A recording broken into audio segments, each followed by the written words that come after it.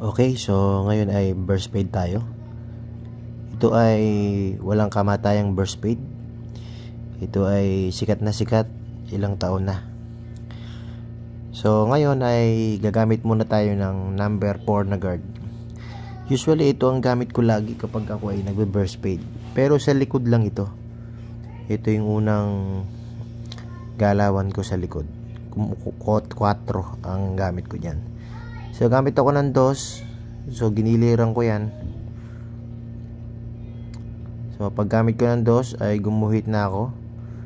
Gamit ang ating KMay, may favorite detailer.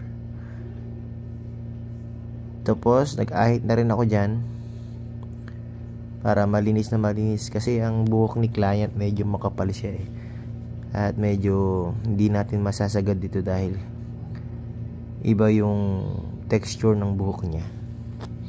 So gamit ako ng number 1 na guard at pagkatapos ay 0.5. So lalaruin ko lang din yan para burahin itong guhit na to.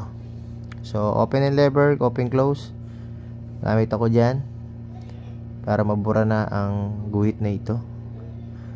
So hindi biro mag fade mga kainsan, dahil mahirap ang fade, lalo na kapag ang razor mo ay katulad ng sa akin na to ay kahit na double mark, medyo ang ipin kasi nito ay isa lang ang ipin nito.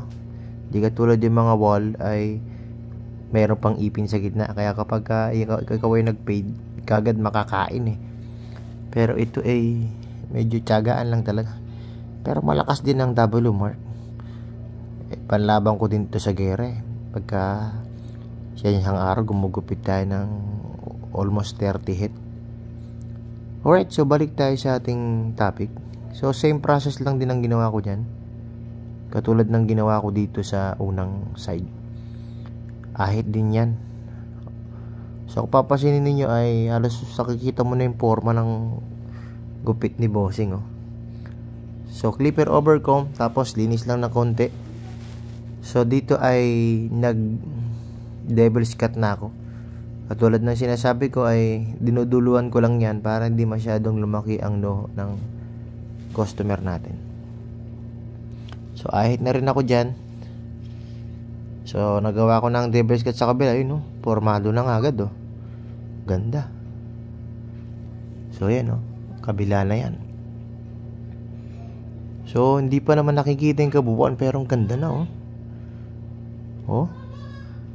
formado na agad yung devil's cut So dito ay bawas lang ako ng konti dahil ayaw ni customer na medyo maiklian ng buhok.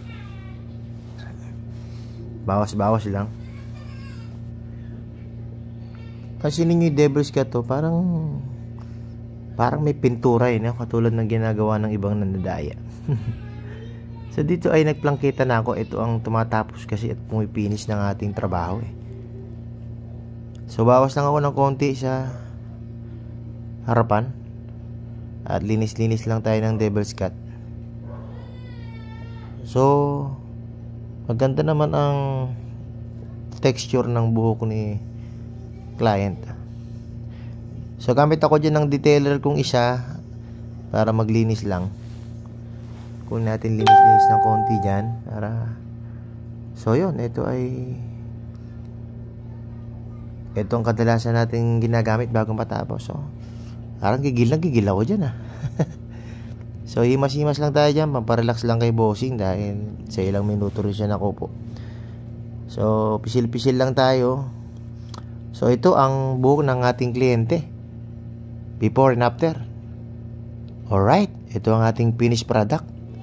Ganda linis, detalyado yan mga kainsan Ganda ng burst fade na to. High burst fade ito Parang yung nakaraan low burst fade lang pero ito ang ganda linis. Wala kang makikitang dumi ba? Ay linis ng gilid ayun So isang follow naman dyan at share para naman masaya tayong lahat. O siya ay inang